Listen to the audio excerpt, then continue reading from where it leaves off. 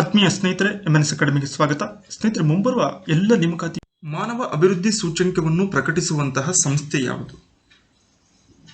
ನೀಡಿರುವಂಥದ್ರಲ್ಲಿ UNDP ಅನ್ನುವಂತಹ ಸಂಸ್ಥೆ ಏನಿದೆ, ಇದು ಮಾನವ ಅಭಿವೃದ್ಧಿ ವರದಿಯನ್ನ ಪ್ರತಿ ವರ್ಷ ಪ್ರಕಟಣೆಯನ್ನ ಮಾಡುತ್ತದೆ. ಮಕ್ಕಳ ಸಾಹಿತ್ಯದ ಪಿತಾಮಹ ಎಂದು ಈ ಕೆಳಗಿನ ಯಾವ ಕವಿಯನ್ನು ಕರೆಯುವರು? ಪಂಜೆ ಮಂಗೇಶರಾಯರು ಇವರನ್ನ ಮಕ್ಕಳ ಸಾಹಿತ್ಯದ ಪಿತಾಮಹ ಅಂತ ಕರೀತಾರೆ. ಇನ್ನು ಕನ್ನಡದ ಮೊದಲ ರಾಷ್ಟ್ರಕವಿ ಅಂತೇಳಿ ಗೋವಿಂದ ಪೈ ಅವರನ್ನ ಕರೆಯುತ್ತೇವೆ. ಪ್ರವಾಸೋದ್ಯಮ ಸೇವೆಗಾಗಿ ರೂಪಿತವಾಗಿರುವಂತಹ ಆ್ಯಪ್ ಯಾವುದು? ಇದಕ್ಕೆ ಸರಿ ಉತ್ತರ ಇನ್ಕ್ರೆಡಿಬಲ್ ಇಂಡಿಯಾ. ಈ ಒಂದು ಆ್ಯಪ್ನ ಮೂಲಕ ಭಾರತದ ಪ್ರವಾಸೋದ್ಯಮ ಸೇವೆಗಳಿಗೆ ಸಂಬಂಧಪಟ್ಟ ಮಾಹಿತಿಯನ್ನು ನಾವು ಪಡೆದುಕೊಳ್ಳಬಹುದು. ಭಾರತ ಭಾರತೀಯರಿಗಾಗಿ ಇಂಡಿಯಾ ಫಾರ್ ಇಂಡಿಯನ್ಸ್ ಇದು ಯಾರ ಪ್ರಸಿದ್ಧ ಸಂದೇಶವಾಗಿದೆ? ಸ್ವಾಮಿ ದಯಾನಂದ ಸರಸ್ವತಿ. ಇವರು ಆರ್ಯ ಸಮಾಜದ ಸ್ಥಾಪಕರು. ಸಾಮಾಜಿಕ ಸುಧಾರಣಾ ಚಳುವಳಿಯಲ್ಲಿ ಅತ್ಯಂತ ಪ್ರಮುಖವಾದಂಥ ಪಾತ್ರವನ್ನು ವಹಿಸಿದಂಥವರು. ಇವರ ಒಂದು ಪ್ರಸಿದ್ಧ ಕರೆ ಇಂಡಿಯಾ ಫಾರ್ ಇಂಡಿಯನ್ಸ್ ಎನ್ನುವುದು ಆಗಿತ್ತು.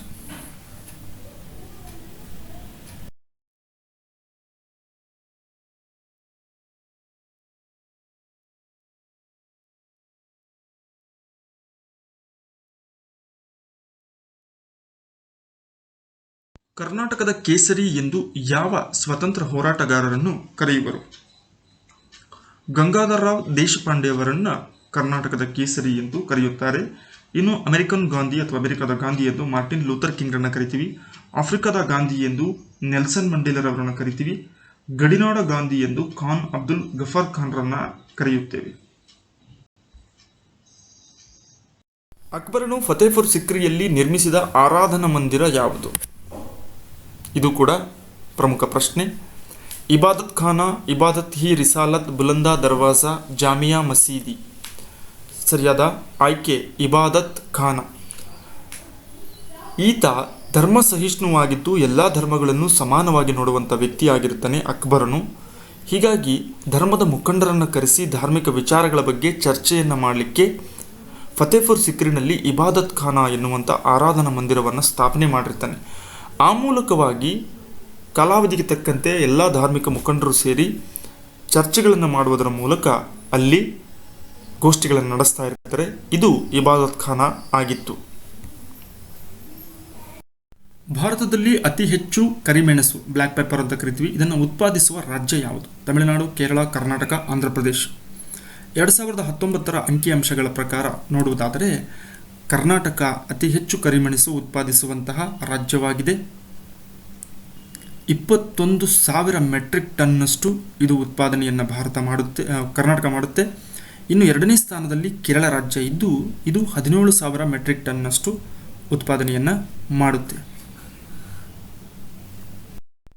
ಯಾವ ಸಂವಿಧಾನದ ತಿದ್ದುಪಡಿಯನ್ನು ಮಿನಿ ಸಂವಿಧಾನ ಎಂದು ಕರೆಯಲಾಗುತ್ತದೆ? 42, 44, 45 ಮತ್ತು 52. ಸರಿಯಾದ ಆಯ್ಕೆ 1 ಅಂದರೆ 42ನೇ ತಿದ್ದುಪಡಿ. ಇದನ್ನು 1976ರಲ್ಲಿ ಮಾಡಲಾಯಿತು.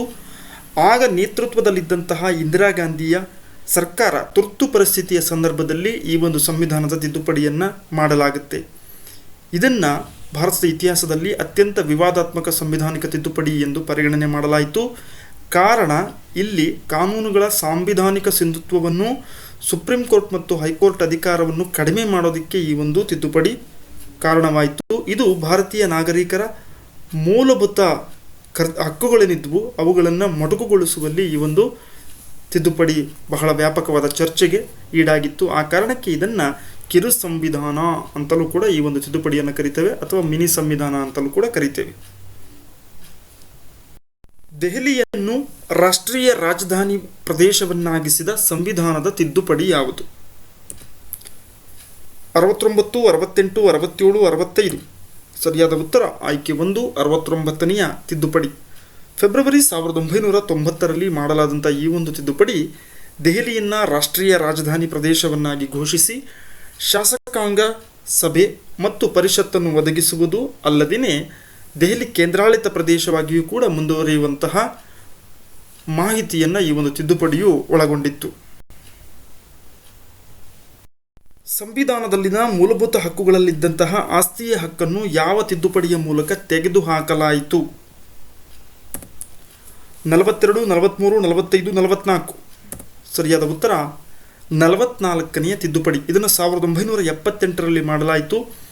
ಮೂಲ ಸಂವಿಧಾನದಲ್ಲಿ ಮೂಲಭೂತ ಹಕ್ಕುಗಳ ಸಂಖ್ಯೆ 7 ಇದ್ದು ಅದರಲ್ಲಿ ಆಸ್ತಿಯ ಹಕ್ಕು ಕೂಡ ಸೇರಿತ್ತು. ಆ ಆಸ್ತಿಯ ಹಕ್ಕನ್ನು 1978ರಲ್ಲಿ 44ನೇ ತಿದ್ದುಪಡಿ, ಸಂವಿಧಾನ ತಿದ್ದುಪಡಿಯನ್ನು ಮಾಡುವ ಮೂಲಕ ಆಸ್ತಿಯ ಹಕ್ಕನ್ನು ಮೂಲಭೂತ ಹಕ್ಕುಗಳ ಪಟ್ಟಿಯಿಂದ ಕೈಬಿಡಲಾಯಿತು. ಈಗ ಆಸ್ತಿಯ ಹಕ್ಕು ಕೇವಲ ಕಾನೂನು ರೀತಿಯ ಹಕ್ಕಾಗಿದೆ, ಅಂದರೆ ಲೀಗಲ್ ರೈಟ್ ಆಗಿದೆ. ಭಾರತದ ಸಂವಿಧಾನದಲ್ಲಿ ಅಳವಡಿಸಲಾದ ಪ್ರಸ್ತಾವನೆ ಪ್ರಿಯಂಬಲ್ ಅನ್ನು ಯಾವ ದೇಶದಿಂದ ಎರವಲು ಪಡೆಯಲಾಗಿದೆ?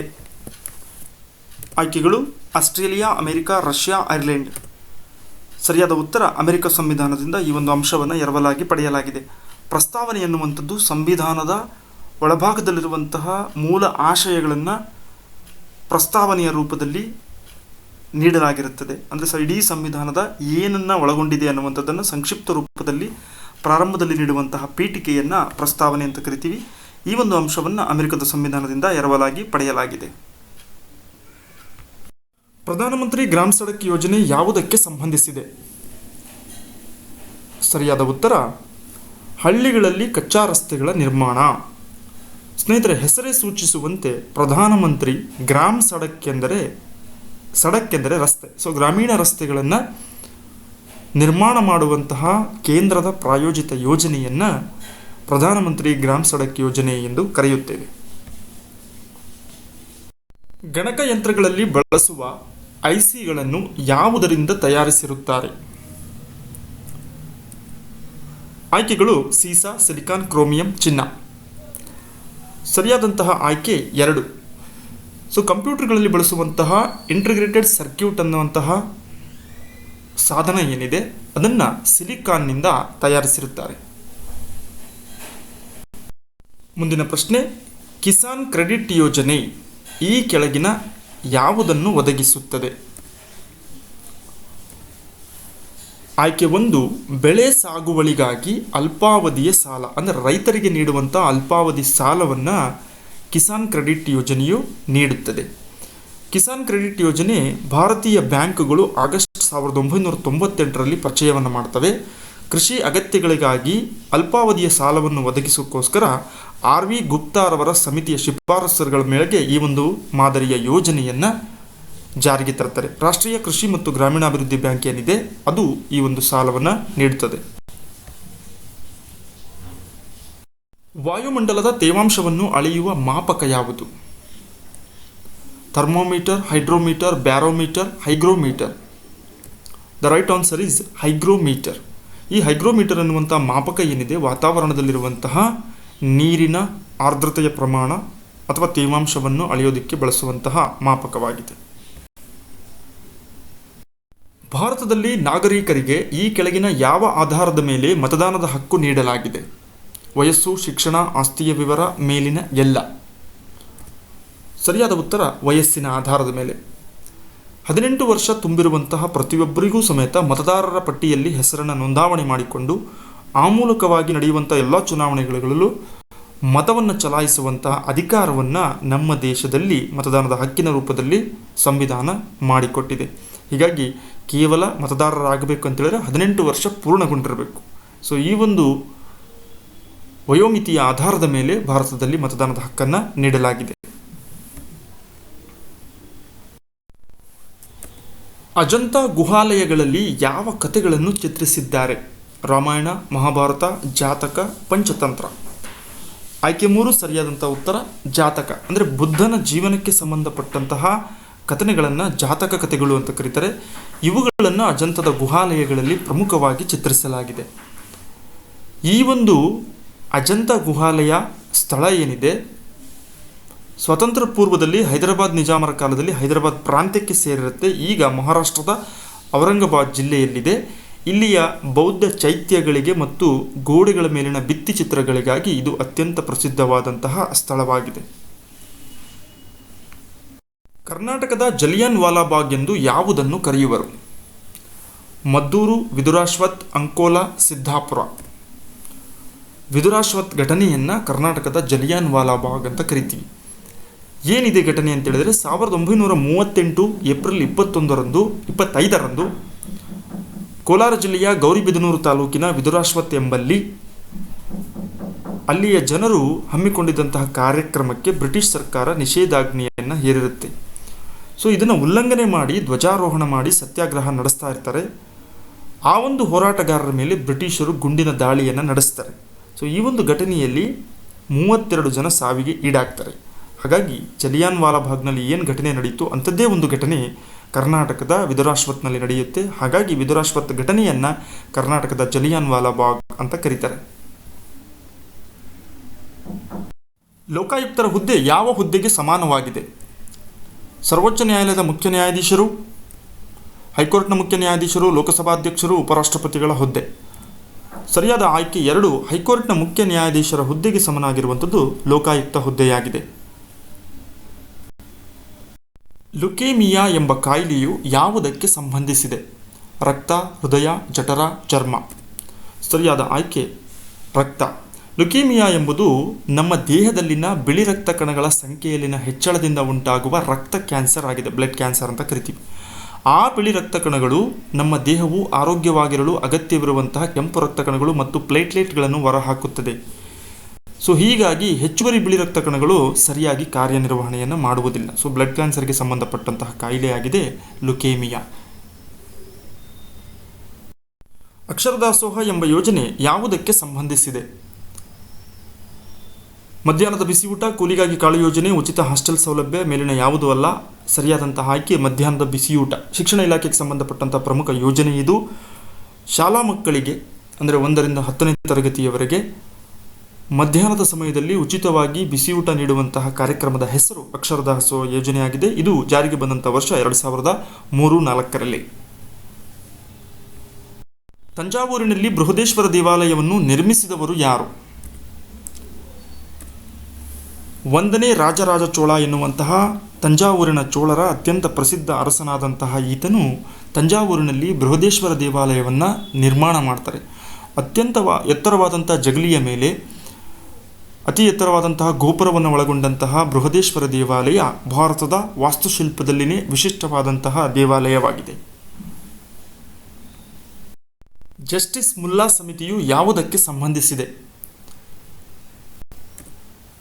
ಆಯ್ಕೆ 1. ಕಾರಾಗೃಹಗಳ ಸುಧಾರಣೆಗೆ ಸಂಬಂಧಪಟ್ಟ ಹಾಗೆ, ಜೈಲುಗಳ ಸುಧಾರಣೆಗೆ ಸಂಬಂಧಪಟ್ಟ ಹಾಗೆ ಜಸ್ಟಿಸ್ ಮುಲ್ಲಾ ಸಮಿತಿಯನ್ನು ನೇಮಕ ಮಾಡಿರ್ತಾರೆ. ಸೊ ಕಾರಾಗೃಹಗಳಿಗೆ ಅನೇಕ ಸುಧಾರಣಾ ಕ್ರಮಗಳನ್ನು ಶಿಫಾರಸು ಮಾಡುತ್ತೆ ಈ ಒಂದು ಸಮಿತಿಯು. ಈ ಕೆಳಗಿನವರಲ್ಲಿ ಯಾರನ್ನು ರಾಷ್ಟ್ರಪತಿಯವರು ನೇಮಿಸುತ್ತಾರೆ? ಅಟಾರ್ನಿ ಜನರಲ್, ಭಾರತದ ನಿಯಂತ್ರಕರು ಮತ್ತು ಮಹಾಲೇಖಪಾಲಕರು, ಭಾರತದ ಮುಖ್ಯ ಚುನಾವಣಾ ಆಯುಕ್ತರು. 4ನೇ ಆಯ್ಕೆ ಮೇಲಿನ ಎಲ್ಲರನ್ನು. ಸರಿಯಾದಂತಹ ಆಯ್ಕೆ ಮೇಲಿನ ಎಲ್ಲರನ್ನು. ಸೊ ಅಟಾರ್ನಿ ಜನರಲನ್ನು ಮತ್ತು ಭಾರತದ ನಿಯಂತ್ರಕರು, ಮಹಾಲೇಖಪಾಲಕರನ್ನು, ಚುನಾವಣಾ ಆಯುಕ್ತರನ್ನು ಕೂಡ ನೇಮಕ ಮಾಡುವಂಥವರು ರಾಷ್ಟ್ರಪತಿಗಳೇ ಆಗಿದ್ದಾರೆ. ಈ ಕೆಳಗಿನ ಯಾವ ವಿಧಿಯ ಮೂಲಕ ದೇಶದಲ್ಲಿ ಆರ್ಥಿಕ ತುರ್ತು ಪರಿಸ್ಥಿತಿಯನ್ನು ಜಾರಿಗೊಳಿಸಬಹುದು? 352, 360, 356, 365. ಸರಿಯಾದಂಥ ಆಯ್ಕೆ 360ನೇ ವಿಧಿಯ ಪ್ರಕಾರ ದೇಶದಲ್ಲಿ ಆರ್ಥಿಕ ಪರಿಸ್ಥಿತಿ ಹದಗೆಟ್ಟಾಗ ರಾಷ್ಟ್ರಪತಿಯವರು ದೇಶದಲ್ಲಿ ಜಾರಿಗೆ ತರಬಹುದಾದಂತಹ ತುರ್ತು ಪರಿಸ್ಥಿತಿಯನ್ನು ಆರ್ಥಿಕ ತುರ್ತು ಪರಿಸ್ಥಿತಿ ಅಂತ ಕರಿತೀವಿ. ಇದಕ್ಕೆ ಸಂಬಂಧಪಟ್ಟಂತೆ ಇರುವಂಥ ಸಂವಿಧಾನದ ವಿಧಿ 360. ಈ ಕೆಳಗಿನ ಯಾವ ನಾಯಕರು ಆರ್ಥಿಕ ಸ್ರವಿತ ಸಿದ್ಧಾಂತವನ್ನು ಪ್ರತಿಪಾದಿಸಿದವರು? ಡ್ರೈನ್ಡ್ ಥಿಯರಿ ಅಂತ ಕರಿತೀವಿ, ಅಥವಾ ಆರ್ಥಿಕ ಸೋರಿಕೆಯ ಸಿದ್ಧಾಂತ ಅಂತಲೂ ಕರಿತೀವಿ. Balagangadharanath Tilak, M G Ranade, Dadabhai Naoroji, R C Dutta. Dadabhai Naoroji ಭಾರತದ ವೃದ್ಧ ಪಿತಾಮಹ ಅಂತ ಕರಿತೀವಿ. ಇವರು ಭಾರತದ ಸಂಪತ್ತು ಬ್ರಿಟನ್ನಿಗೆ ಹೇಗೆ ಹರಿದು ಹೋಗ್ತಾ ಇದೆ ಎನ್ನುವಂಥದ್ದನ್ನು ಆರ್ಥಿಕ ಸ್ರವಿತ ಸಿದ್ಧಾಂತದ ಮೂಲಕ ಪ್ರತಿಪಾದನೆಯನ್ನು ಮಾಡ್ತಾರೆ. ಸಂವಿಧಾನದ ಯಾವ ಭಾಗವನ್ನು ಭಾರತದ ಮ್ಯಾಗ್ನಾ ಕಾರ್ಟಾ ಎನ್ನುವರು? 4ನೇ ಭಾಗ, 3ನೇ ಭಾಗ, 5ನೇ ಭಾಗ, 4A ಭಾಗ. ಸರಿಯಾದ ಆಯ್ಕೆ 3ನೇ ಭಾಗ. ಸಂವಿಧಾನದ 3ನೇ ಭಾಗವು ಮೂಲಭೂತ ಹಕ್ಕುಗಳ ಸಂಬಂಧಪಟ್ಟಂಥ ವಿವರಣೆಯನ್ನು ನೀಡುತ್ತದೆ. ಇಲ್ಲಿ ವಿವರಿಸಲ್ಪಡುವಂಥ ವಿಧಿಗಳು 12ರಿಂದ 35. ಹೀಗಾಗಿ ಈ ಭಾಗವನ್ನು ಭಾರತದ ಮ್ಯಾಗ್ನಾ ಕಾರ್ಟಾ ಅಂತ ಕರಿತೀವಿ. ವಿಶ್ವ ಪರಿಸರ ದಿನ ಜೂನ್ 5 ಆದರೆ ಮತದಾರರ ದಿನ ಯಾವಾಗ? ಜನವರಿ 25, ಡಿಸೆಂಬರ್ 1, ಸೆಪ್ಟೆಂಬರ್ 5, ಜನವರಿ 12. ಸರಿಯಾದ ಆಯ್ಕೆ ಜನವರಿ 25. ಸೊ ಪ್ರತಿ ವರ್ಷ ಜನವರಿ 25 ಭಾರತದಲ್ಲಿ ರಾಷ್ಟ್ರೀಯ ಮತದಾರರ ದಿನವನ್ನಾಗಿ ಚುನಾವಣಾ ಆಯೋಗವು ಆಚರಣೆಯನ್ನು ಮಾಡುತ್ತೆ. ಮತದಾನದ ಬಗ್ಗೆ ಜಾಗೃತಿಯನ್ನು ಮೂಡಿಸುವಂಥ ಕಾರ್ಯಕ್ರಮಗಳು, ವಿಶೇಷವಾಗಿ ಯುವಕರಲ್ಲಿ ಮತದಾನದ ಬಗ್ಗೆ ಮತ್ತು ಪ್ರಜಾಪ್ರಭುತ್ವದ ಬಗ್ಗೆ ಜಾಗೃತಿಯನ್ನು ಮೂಡಿಸುವಂಥ ಕೆಲಸವನ್ನು ಆ ದಿನ ಕೈಗೊಳ್ಳಲಾಗುತ್ತೆ. ಯಾವ ಕ್ಷೇತ್ರದಲ್ಲಿ ಸಾಧಕರಿಗೆ ಶಾಂತಿ ಸ್ವರೂಪ್ ಭಟ್ನಾಗರ್ ಪ್ರಶಸ್ತಿ ನೀಡಲಾಗುತ್ತದೆ? ಬರವಣಿಗೆ, ಸಮಾಜ ಸೇವೆ, ವಿಜ್ಞಾನ, ಕಲೆ. ಆಯ್ಕೆ 3, ವಿಜ್ಞಾನ ಕ್ಷೇತ್ರದಲ್ಲಿ ಅತ್ಯುನ್ನತ ಸಾಧನೆ ಮಾಡಿದಂತಹ ವ್ಯಕ್ತಿಗಳಿಗೆ ಶಾಂತಿ ಸ್ವರೂಪ್ ಭಟ್ನಾಗರ್ ಪ್ರಶಸ್ತಿಯನ್ನು ನೀಡಲಾಗುತ್ತದೆ.